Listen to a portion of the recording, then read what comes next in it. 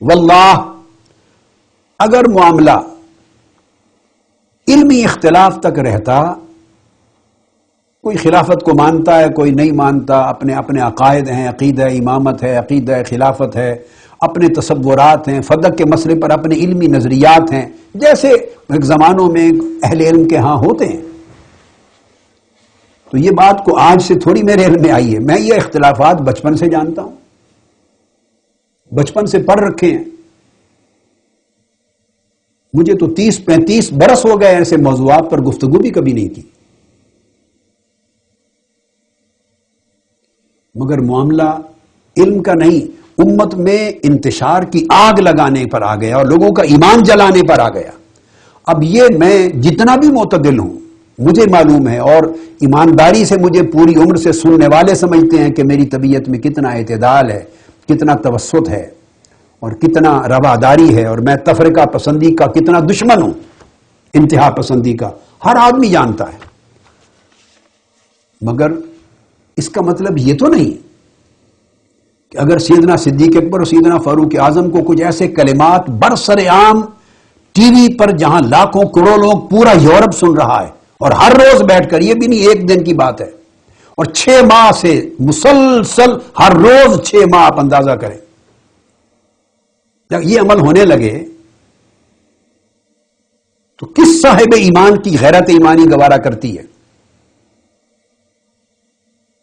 میں اگر سنوں، میرے علم میں نہ آتا بات اور تھی، میرے علم میں آیا، میں نے سنا کہ کوئی صدیق اکبر کو، سیدنا فاروق اعظم کو، جن کے اوصاف قرآن بیان کرتا ہے، تاجدار کائنات بیان کرتے ہیں، مولا علی شیر خدا بیان کرتے ہیں، ائمہ اہل بیت بیان کرتے ہیں،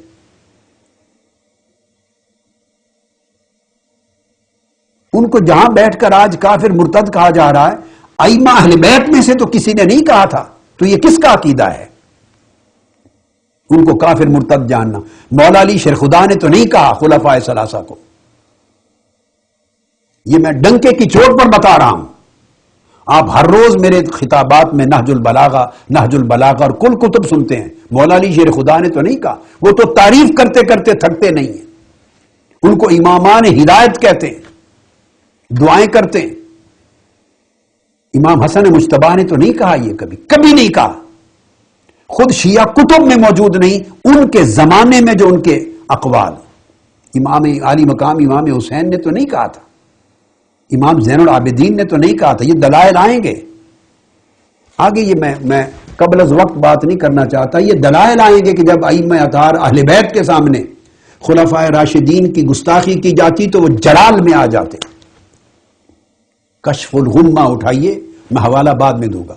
سیدنا امام محمد باقر علیہ السلام سے ایک شخص نے مسئلہ پوچھا.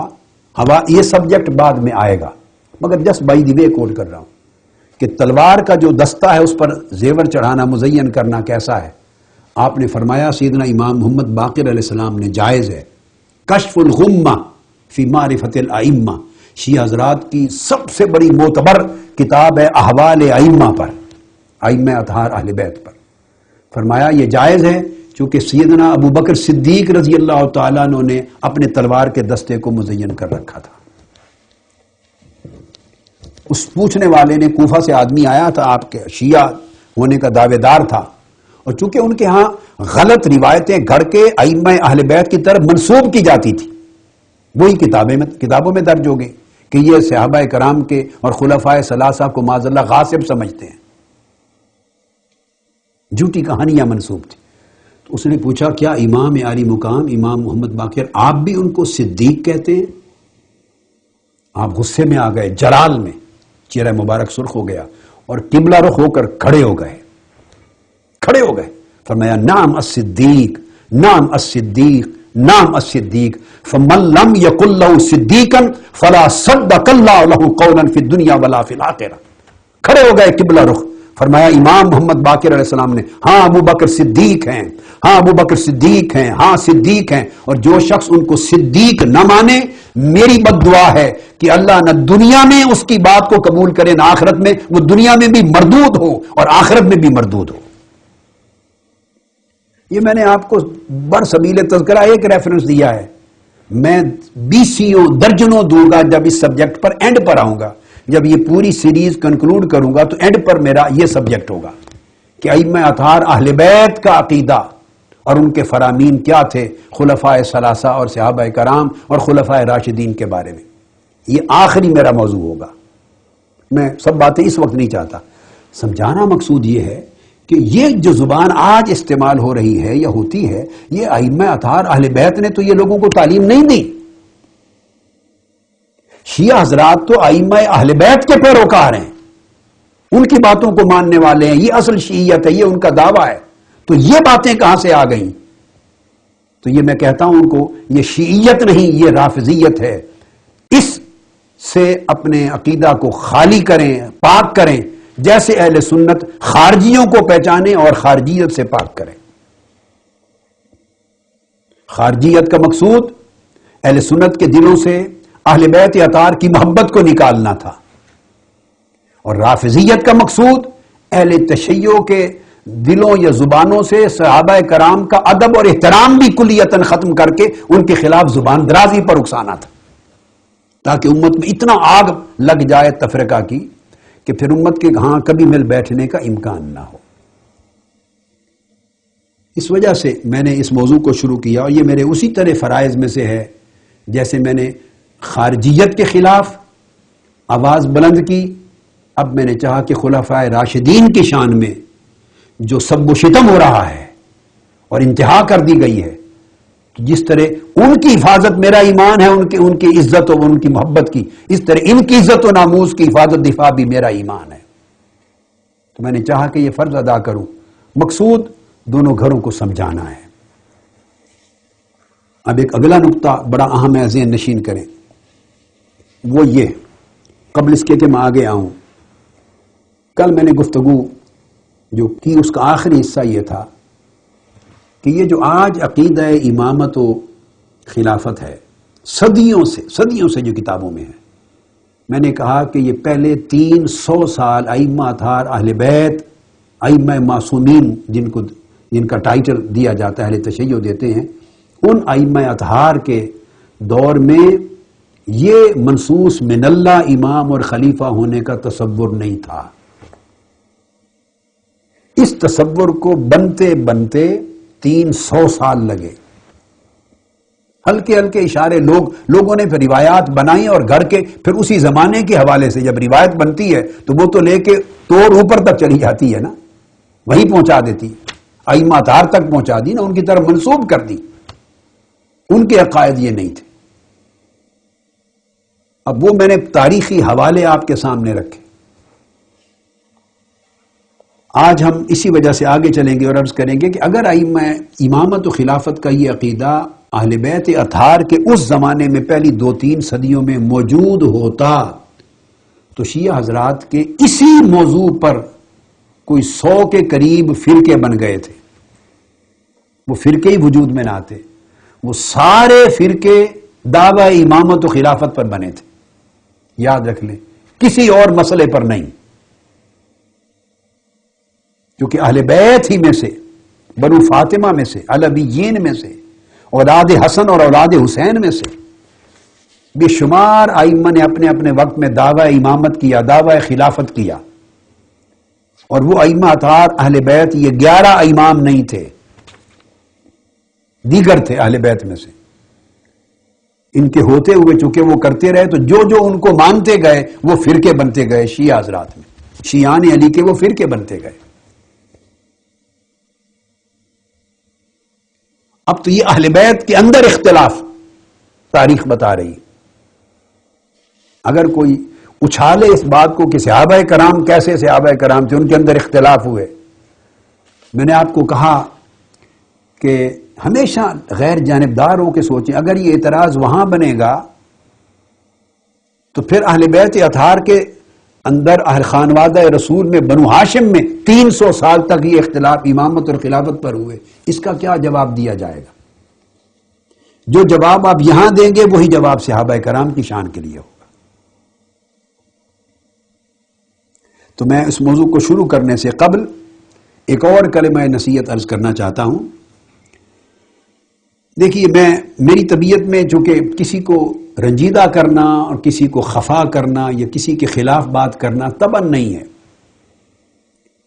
اگر دوران گفتگو کسی کی طبیعت پہ کوئی چیز ناگوار گزرے اور رنجیدہ خاطر ہو تو میں 100 بار معذرت خواہ ہوں، 100 بار معذرت خواہ ہوں، میرا مقصود یہ نہیں.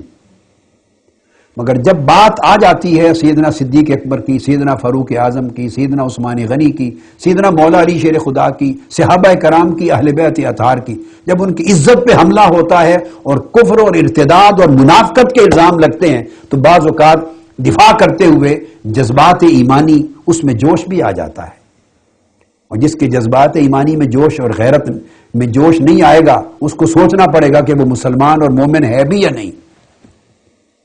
بعض اوقات اس غیرت ایمانی میں ایک فطری سا جوش ہے، اس میں ممکن ہے کبھی ایسی بات کوئی ہو جائے کہ وہ دوسرا محسوس کرے کہ اس کو رنج ہوا ہے. تو اس کو نظر انداز کریں اور حقائق کو سمجھنے کی کوشش کریں. دوسرا کلمہ نصیحت یہ ہے کہ ہمارا دین ہمیں ادب سکھاتا ہے اور اکابر کی، صحابہ کرام اور اہل بیت اطہار کے تقدس اور عزت و حرمت کی کچھ حدود ہیں. اگر وہ ہٹ جائے، یہ بات بڑی اہم ہے، وہ حدود اگر ختم ہو جائیں تو پھر ہر انسان کو آزادی ہے، پھر جو چاہے کسی کے اوپر زبان کھولتا پھرے. صحابہ کرام اور خلفائے راشدین کے لیے میں وہاں ان کی مثال دیتا ہوں، پھر وہی مثال ائمہ اطہار اہل بیت کی طرف لاؤں گا، دونوں کی. اہل سنت کے ہاں یہ بات سمجھ لیں، خلفائے راشدین اور یہ جلیل القدر عظیم صحابہ کرام یہ کلهم عدول، ان کی عدالت پر اہل سنت کا ایمان اور اعتقاد ہے. میں چونکہ موضوع کو پھیلا نہیں رہا ہوں نا، چونکہ موضوع ہے شیخین کریمین خلفائے راشدین اور خاص طور پہ سیدنا صدیق اکبر اور سیدنا فاروق اعظم رضی اللہ تعالیٰ عنہ. سیدنا عثمان غنی کا تذکرہ ساتھ ساتھ خلفائے راشدین کے باب میں کئی مرتبہ آ جاتا ہے، تو وہ خلفائے راشدین پر موضوع ہے، کنسنٹریشن ہے. اور تخصیصاً شیخین سیدنا صدیق اکبر اور سیدنا فاروق اعظم رضی اللہ. اہل سنت میں ہم ان کی نیک نیتی پر شک کر ہی نہیں سکتے. یہ بات بڑی غور سے سنیں، چونکہ میں اس کی مثال پھر ائمہ اہل بیت کے ساتھ دینے والا ہوں. کنسپٹ کو سمجھیں. اہل سنت کے ہاں یہ قاعدہ کلیہ ہے کہ وہ پوری امت سے اعلیٰ رتبہ لوگ ہیں، افضل الخلق ہیں بعد الانبیاء. اہل سنت ان کی نسبت بد نیتی کا تصور بھی نہیں کر سکتے، یہ ایمان کے خلاف، ایمان سے خارج ہوتے کہ انہوں نے اعمال کوئی کیے یا واقعات کیے جس میں بد نیت ہوں یا ظلم کریں یا جبر کریں یا خلاف عدل چلیں یا ان میں تدین نہ ہو یا تقوی نہ ہو. اہل سنت اس تصور کو بھی ممکن نہیں سمجھتے. یہ عقیدہ ہے قرآن سے اور سنت نبوی سے ثابت شدہ ہے. میں نے 18 گھنٹے دیکھی ہے نا قرآن مجید کی آیات بیان کی حضرات شیعہ کی تفاسیر سے، شیعہ تفاسیر سے آپ کے سامنے کر دی میں نے. اب قرآن سے بڑھ کر کوئی شہادت نہیں ہے ان پر، جس پر اللہ پاک نے اپنے ان سے راضی ہونے، جنت کی ابدی بشارت دینے اور ان کے دلوں کے حال پر مہر تصدیق ثبت کرنے اور اللہ کی اپنی الوہی گواہی دینے پر تمام دلائل ہیں قرآن مجید کے، سب کچھ آپ کے سامنے. تو ہمارے ہاں یہ صاحبان عدالت ہیں، صاحبان فضیلت ہیں، صاحبان تدین ہیں، صاحبان تقوی ہیں، صاحبان اخلاص ہیں. یہ ظلم نہیں کر سکتے، جبر نہیں کرتے کسی پر، حق غصب نہیں کرتے، بددیانتی نہیں کرتی، حرص و لالچ سے پاک ہیں، نفس پرستی سے پاک ہیں، خود غرضی سے پاک ہیں. یہ تحفظ حاصل ہے ان کو. آپ پوچھیں گے کیوں؟ یہ تحفظ تربیت و صحبت مصطفیٰ کا تحفظ ہے. یہ آقا علیہ السلام کی وہ کلاس ہے جو 23 برس محنت کر کے حضور نے تیار کی ہے. اگر یہ ان پیمانوں پر پورے نہ اتریں تو یہ تاجدار کائنات کی معاذ اللہ ناکامی بنتی.